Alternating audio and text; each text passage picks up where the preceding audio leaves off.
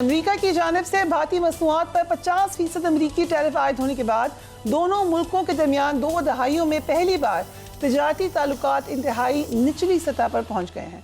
अभी टैरिफ के नफाज को 24 घंटे भी नहीं गुजरे थे कि भारतीय रुपया डॉलर के मुकाबले में कदर खो बैठा और सरमायाकारों की मायूसी ने स्टॉक एक्सचेंज में मंदी का रुझान पैदा कर दिया। नए अमरीकी टैरिफ से भारत से अमरीका भेजी जाने वाली 55% बरामदात मुतासर होंगी, जिनमें टेक्सटाइल, जवाहरात, चमड़े की मसनूआत, ऑटो पार्ट्स और सी फूड के शोबे शामिल हैं।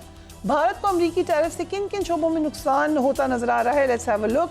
गुज़िश्ता माली साल के दौरान भारत ने अमरीका को 86.5 अरब डॉलर की मसनूआत बरामद की। टेक्सटाइल और मलबूसात की भारतीय बरामदात का हुजम 10.3 अरब डॉलर है। टेक्सटाइल और मलबूसात में कॉटन, तौलिए, रेडीमेड गारमेंट्स, उसके अलावा फैशन से मुताल्लिका मसनूआत शामिल हैं।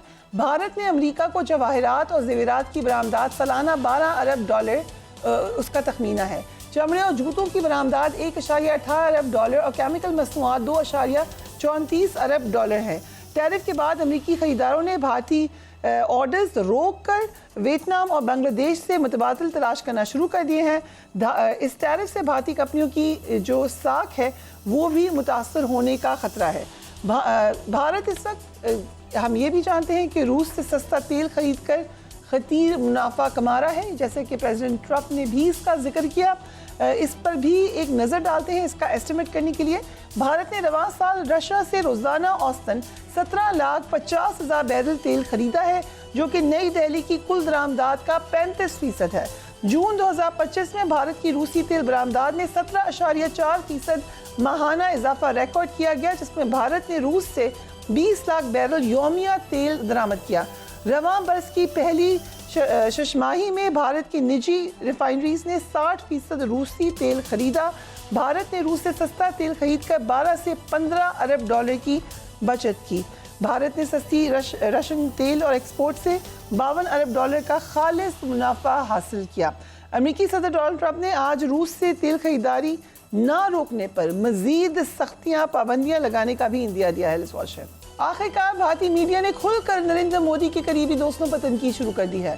भारतीय मीडिया के मुताबिक रूस से सस्ता तेल खरीद कर इसकी मसनूआत फरोख्त करके मुकेश अंबानी दौलत कमा रहे हैं, जबकि आम भारतीय शख्स को नुकसान का सामना करना पड़ता है। जरा देखिए, साजिद तार साहब हमें ज्वाइन करें। Thank you so much for joining us. तार साहब, एग्जैक्टली हुआ क्या है? हम तो इस बात के अनफॉर्चुनेटली आदी हो गए थे कि एक स्ट्रॉन्ग इंडियन लॉबी है, झूठा नैरेटिव सुना जाता है, अमेरिका शायद भारत की तरफ झुकाव रखता है, लेकिन पिछले कुछ अरसे से हम मुसलसल देख रहे हैं कि अमेरिका को सच भी नज़र आ रहा है, पाकिस्तान भी नज़र आ रहा है और भारत को they actually calling out India. ये किस तरीके से हुआ यहाँ तक? देखिए, इसके कई जो मुख्तलिफ किस्म के डिफरेंट एंगल हैं। जो सबसे बड़ा एंगल तो वो ये है कि डोनाल्ड ट्रंप साहब ख्वाहिश रखते थे कि रशिया यूक्रेन की जंग सबसे पहले ख़त्म कराएं वो, और उसमें वो फ्रस्ट्रेटेड नज़र आते हैं। रशियन इकॉनमी कहते हैं रूबल बेस्ट परफॉर्मेंस करेंसी है, और वो समझते हैं कि रशिया से भारत और चाइना तेल लेकर उसको ऑक्सीजन प्रोवाइड कर रहे हैं। भारत ना सिर्फ तेल लेता है बल्कि उसको रिफाइन करके अमेरिका को बेचता रहा है। पिछले 12 साल, 8 साल ओबामा के, 4 साल बाइडन के, 4 ममालिक ने भरपूर अमेरिकन वीक फॉरेन पॉलिसी का फायदा उठाया, जिसमें इजराइल, भारत, चाइना और रशिया था। लेकिन अब new sheriff is in town, तो वो ब्रिक्स की वजह से उन कंट्रीज ब्राजील, इंडिया, चाइना और इनसे भी नाराज, और उसके बाद वो समझते हैं कि जब तक भारत तेल लेना बंद नहीं करेगा रशिया जो है वो टेबल पर नहीं आएगा। तो ये दर हकीकत, और फिर दूसरी चीज जो है कि 10 मई वाले दिन आपने कई चीजों को पॉसिबल प्रूव कर दिया। आप कन्वेंशनल वार जीत गए, आपने बड़े छोटे बजट की एक आर्मी से एक बहुत बड़ी ताकत को जो है वो नाको चने चबवाए।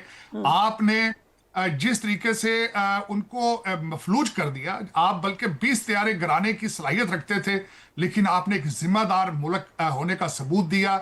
और आपके ना सिर्फ फील्ड मार्शल साहब बल्कि आपके एयर चीफ को इनविटेशन चाइना और अमेरिका से आई। दुनिया के वार कॉलेजेस में ये पढ़ाया जाएगा फ्यूचर में कि how a small country with a very low budget, बल्कि ऑन आईएमएफ के जो है उसके चीजों पे चलने वाला कंट्री एक विश्व गुरु जो है उसको वो जो है वो नाकाम कर देता है, बेबस कर देता है। तो दर हकीकत एक तो ये चीज है, और दूसरा 30 से ज्यादा दफा डोनाल्ड ट्रंप साहब को स्नब किया गया। भारत समझता था कि वो रशिया से तेल लेता रहेगा और वेस्ट और अमेरिका के साथ भी चलता रहेगा। एक तो उनको जो ओवर कॉन्फिडेंट थे, और दूसरा बुली पॉलिसी उनकी नाकाम रही। इस वक्त बंद गली में आ चुके हैं। उनके वजीर आजम इस वक्त एक पॉलिटिकल लाइबिलिटी बन चुके हैं। उनकी अपनी पार्टी अब अल्टरनेट देख रही है, सब्स्टिट्यूशन देख रही है। और आप अपनी डिफेंस डिप्लोमेसी, आर्मी की डिप्लोमेसी पे पीक को छू रहे हैं। उसकी वजह यह है कि इसी एक महीने के अंदर आपके 3 फेडरल मिनिस्टर वॉशिंगटन डीसी में थे। हमारे फील्ड मार्शल साहब 2 महीने के बाद आज सेंटकॉम में वहां पे जो कमांड चेंज हो रही है उसकी तकरीब में मौजूद हैं। आज अगर देखा जाए, स्पेकुलेशन है, बातें हो रही हैं कि शायद डोनाल्ड ट्रंप साहब इस वीकेंड पर आज कल में वो अपने मारालागो पे जाएंगे, और हो सकता है हमारे फील्ड मार्शल साहब की वहां पे उनकी मुलाकात हो। Pakistani diaspora, they have change their mind. Confidence नजर आ रहा है। डार साहब के दौरे के अंदर खबरें थी कि आफिया सिद्दीकी और शकील अफरीदी का स्वाप हो रहा है। तो ये सारी चीजें पाकिस्तान को इस वक्त नई बुलंदियों पे लेके जाने की गारंटी नजर आ रही है। फील्ड मार्शल साहब दिन ब दिन पाकिस्तानी डायस्पोरा में पॉपुलर होते नजर आ रहे हैं। वॉशिंगटन डीसी का उनका जो अकट था, जलसा था, वो उसकी एक जिंदा मिसाल है। और इसी तरीके से वो टेम्पा जाएंगे, फिर यूरोप जाएंगे। It's a new Pakistan. और मैं समझता हूं कि इस वक्त जो योल्टा 2 होने का प्रोग्राम बन रहा है, कि जहां पे डोनाल्ड ट्रंप साहब, प्रेसिडेंट पुतिन, प्रेसिडेंट शी इकट्ठे होंगे, मेरे ख्याल में Pakistan will be a bridge in between them. एक इसकी जिंदा मिसाल मौजूद है। ईरान के सदर आए और आप पे एतमाद का इजहार किया गया। आर्बिट्रेशन की ऑफर, इस वक्त आप ईरान और अमेरिका के दरमियान आर्बिट्रेशन करने का सोच रहे हैं। तो मैं समझता हूं कि it's a new power in that region is rising, and that is Pakistan. Very very nicely put. आपने ये भी देखा कि अमेरिकी सदर ने भारत को वार्निंग दी है कि अगर रशिया से तेल खरीदना बंद ना किया तो मजीद टैरिफ लगेगा। मगर दूसरी तरफ वो ये पाकिस्तान के हवाले से भी ये कह रहे हैं कि पाकिस्तान के साथ तेल के ज़खायर डेवलप करेंगे। इस हवाले से आपको क्या लगता है कि क्या हो सकता है? मैं उसको 2 एंगल से देख रहा हूं। एक एंगल तो यह है जिसमें डोनाल्ड ट्रंप साहब ने खुद फरमाया है कि शायद इन द फ्यूचर भारत जो है वो पाकिस्तान से तेल ले। दूसरा पॉइंट यह है कि पाकिस्तान इतना तेल निकालेगा कि अपनी तेल की जरूरतों में खुद कफील होगा। तीसरा पॉइंट डिफेंस के लिहाज से है। अगर यहां पे रेयर अर्थ मिनरल्स के लिए अमेरिकन कंपनीज आएंगी, अमेरिकन ऑयल कंपनीज आके यहां पे ड्रिलिंग करेंगी, तो जाहिर है इस जिस खिते में वो ये सारा कुछ करेंगे वहां पे अमन होगा। वहां पे जो इस वक्त बीएलए और टीटीपी जो कि प्रॉक्सीज बन चुकी हैं भारत के, उनको कंट्रोल करेंगे। वो भारत के लिए मुश्किल हो जाएगा पाकिस्तान के अंदर दहशतगर्दी को सपोर्ट करना। तो इसके ना सिर्फ इसका ट्रेड है, इकोनॉमिक है, बल्कि डिफेंस इसके साथ अटैच है। मेरे ख्याल में Pakistan is on a win win situation. और जो पाकिस्तान, मैं पर्सनली बिलीव करता हूं in the miracles. Pakistan is going through the miracle.